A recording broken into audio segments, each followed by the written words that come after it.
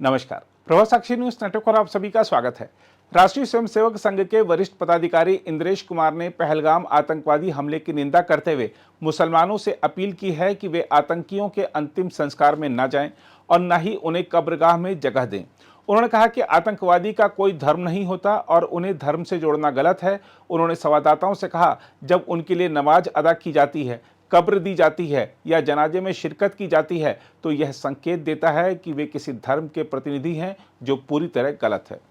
पहलगाम के अटैक ने ये बात स्थापित कर दी है कि शरीयत जो है और इस्लाम ये डेंजर में है, क्योंकि ऐसे निहत्थे निर्दोष लोगों की हत्याएं ये ना इंसानियत है, ना संवैधानिक है, ना ही ये शरीयत के अनुकूल है। इसलिए आतंकवादियों ने शरीयत को, इंसानियत को और संवैधानिकता को तार तार किया है। जितनी निंदा की जाए उतना कम है, और ये करने और करवाने वालों को जितनी सख्त से सख्त सजाएं दी जाए वो भी कम है। एक बात और मैं आपके द्वारा सारे देश में और जम्मू कश्मीर में विशेष रूप से पहुंचाना चाहूंगा। सब लोग बोलते हैं आतंकवादियों का कोई धर्म नहीं होता, ये शैतान होते हैं, इसलिए शैतान का कोई धर्म नहीं है। इसके कारण जो है स्वाभाविक रूप से एक प्रश्न खड़ा होता है, फिर उसके लिए नमाज अदा क्यों होती है जब मजहब कोई नहीं है?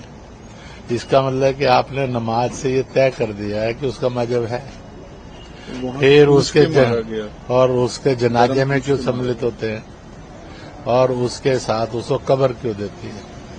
अगर हम आतंकवादियों को सबक सिखाना चाहते हैं तो जम्मू कश्मीर के सब मुसलमानों को ये तय करना होगा, और हिंदुस्तान के भी, कोई भी आतंकवादी ना उसके लिए नमाज अदा होगी, ना ही उसके लिए जनाजे में कोई जाएगा, ना ही उसको कब्र मिलेगी।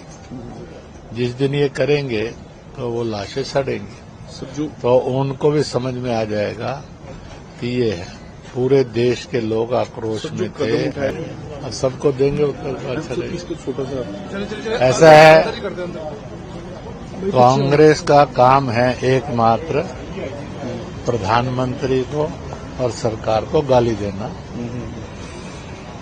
उनके अंदर किसी भी तरह से ये जज्बात नहीं है कि वो देश से मोहब्बत करें और देश की हिफाजत करें, तो भगवान उनको सद्बुद्धि दे। हम आपको यह बता दें कि इंद्रेश कुमार ने कहा है कि अगर 20-30 साल पहले यह कठोर निर्णय लिया गया होता तो जम्मू कश्मीर की स्थिति कुछ और होती। उन्होंने पहलगाम में एक स्मारक बनाने का प्रस्ताव भी दिया, जिससे पाकिस्तान की बर्बरता को उजागर किया जा सके। उन्होंने भारतीय मुसलमानों से वोट बैंक की राजनीति को त्यागने और देश हित में सोचने का आह्वान भी किया। पहलगाम में जिस तरह से आतंकियों ने किया वह शर्मनाक भी है, घिनौना भी है और अपमानजनक भी है। दरिंदगी की कोई सीमा नहीं होती, उसका रूप भी है। इसलिए इसकी जितनी निंदा की जाए कम है, और उसमें प्रत्यक्ष और अप्रत्यक्ष जो भी ताकतें इन्वॉल्व हैं उनको सबक भी सिखाया जाना चाहिए। और इसी के साथ साथ इस बात को भी होना चाहिए कि जम्मू कश्मीर में अब आवाज उठनी चाहिए। हम पहले हिंदुस्तानी हैं, बाद में हम कश्मीरी हैं, बाद में हम डोगरे हैं, बाद में हम पंजाबी हैं, बाद में हमारी जुबान आती है, हमारी जात आती है। फर्स्ट वी आर हिंदुस्तानी। इस बुलंद आवाज के साथ आने वाले कल के अंदर समस्याओं का मुंह तोड़ जवाब देना चाहिए। ऐसा है कि प्रशासन को, सरकार को, सेना को और समाज को जो जो रास्ते उचित लगते हैं वो ले रहे हैं। इसलिए उन सब रास्तों का सम्मान करना चाहिए, उसको भी डेमोक्रेटिक वे में अहिंसात्मक रूप में टीच द लेसन। मैंने कहा कि जो भी कदम उठाए गए हैं वो teach to the lesson to the enemy है।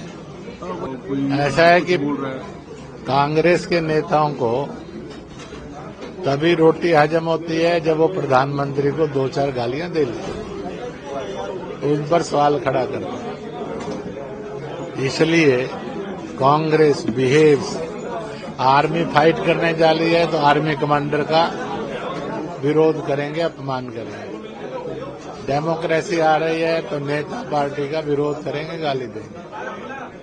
समाज में कुछ अच्छा काम करेंगे नहीं और अच्छे करने वालों को बदनाम करना, ये उनका पॉलिटिकल तरीका हो गया है, जो बहुत निंदनीय है। ऐसा है कि उन्होंने तो ये भी धमकी दी थी, हंस कर लिया पाकिस्तान, लड़कर लेंगे हिंदुस्तान। 75-80 साल हो गए हैं।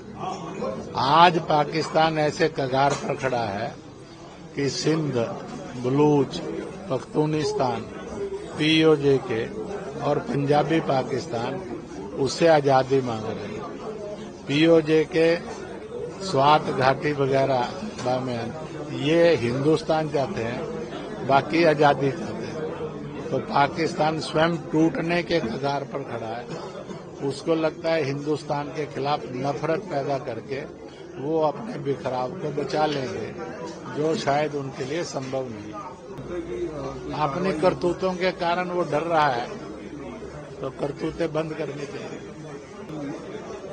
ऐसा है कि सबके लिए सब समय सही है और इसलिए भारत सरकार, देश की जनता, समझदार लोग संभल कर चल रहे हैं ताकि मुकाम को हासिल किया जा सके। अगर आप भी लेना चाहते हैं देश दुनिया की तमाम जानकारी तो आज ही सब्सक्राइब करें हमारे चैनल को। साथ ही नीचे दिए बेल आइकन को जरूर दबाएं ताकि हर अपडेट आप तक पहुंच सके।